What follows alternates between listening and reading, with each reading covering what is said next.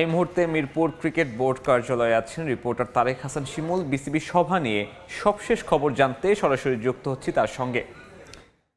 শিমুল, আমিনুল ইসলামের বোর্ড নির্বাচিত হওয়ার পরে যে কয়েকটি আসলে বোর্ড মিটিং করেছে তার মাঝে আজকের যে মিটিংটি অনুষ্ঠিত হতে যাচ্ছে সেটি কিন্তু বেশ গুরুত্বপূর্ণ নানা কারণে। সেটি তার বড় কারণটি যদি বলি সেটি হচ্ছে তদন্ত কমিটির একটি রিপোর্ট কিন্তু আমিনুল ইসলামের মাথায় কিন্তু ঘুরপাক খাচ্ছে। কারণ এই বিসিবি নির্বাচনে স্বচ্ছতা নিয়ে একটি তদন্ত কমিটি করা হয়েছে এবং সেই তদন্ত কমিটি হয়তো বা আমরা যতটুকু জানি যে আগামীকাল কিংবা সেটা সময়টা 9 তারিখ পর্যন্ত রয়েছে, হয়তো বা আমরা যতটুকু শুনতে পাচ্ছি আগামীকাল বা তার পর দিনের মধ্যে হচ্ছে কমিটিটি রিপোর্ট দিয়ে দেবে এবং সেই রিপোর্টের উপর ভিত্তি করেই মূলত কিন্তু এই বোর্ডের ভবিষ্যৎ নির্ধারণ করা হবে। এবং যে কারণে তড়িঘড়ি করে শনিবার দিনে কিন্তু বোর্ড মিটিংটি ডাকা হয়েছে। পাশাপাশি এখানে আরও বেশ কিছু চলমান কার্যক্রমের বিষয় কিন্তু উত্থাপিত হবে। তার মাঝে রয়েছে নিউজিল্যান্ডের বিপক্ষে সিরিজ, তারপরে নারী বিপিএল অনুষ্ঠিত হওয়ার কথা রয়েছে, সেই বিষয়গুলোটা নিয়েও আলোচিত হবে। তবে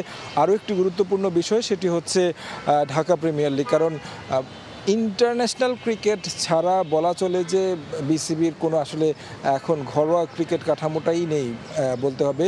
যেহেতু বর্তমান বোর্ডের অধীনে যারা আসলে নির্বাচন বর্জন করেছিলেন, বিভিন্ন বড় বড় ক্লাবের সংগঠক যারা ছিলেন তারা কিন্তু বর্জন করেছেন এবং কি তারা এই বোর্ডকে অবৈধ বলে কিন্তু ঢাকা প্রিমিয়ার লিগে অংশ নিতে অনিচ্ছার প্রকাশ করেছেন। এবং যে কারণে কিন্তু এখন পর্যন্ত মৌসুম চলমান থাকলেও সেই লিগ কিন্তু অনুষ্ঠিত হচ্ছে না। এবং এই লিগ নিয়ে আসলে কি করা যায়, যেহেতু জাতীয় দলের ক্রিকেটার ছাড়া যারা আসলে ঘরোয়া স্তরে এই লিগটার উপর ডিপেন্ড করেন তাদের যে অবস্থার মধ্যে রয়েছেন, আর্থিক একটা সংকট অনাটনের মধ্যে আছে তারা, আমরা বিভিন্ন সময় দেখছি গণমাধ্যমে কথা বলতে। এই বিষয়টি নিয়ে কোয়াব সভাপতি তিনি নিজেও কথা বলেছেন ক্রিকেটারদের দুরবস্থার বিষয়গুলো নিয়ে। তো এখন এই বিষয়টাও বেশ গুরুত্বের সঙ্গে এই বোর্ড মিটিংয়ে আলোচিত হবে।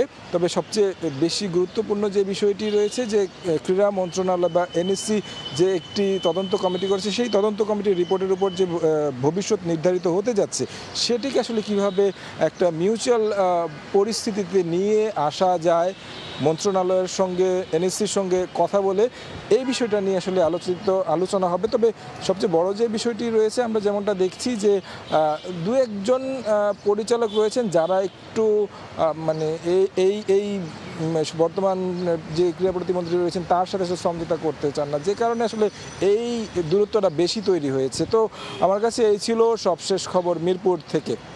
সহকর্মী শিমুল যুক্ত হয়েছিলেন।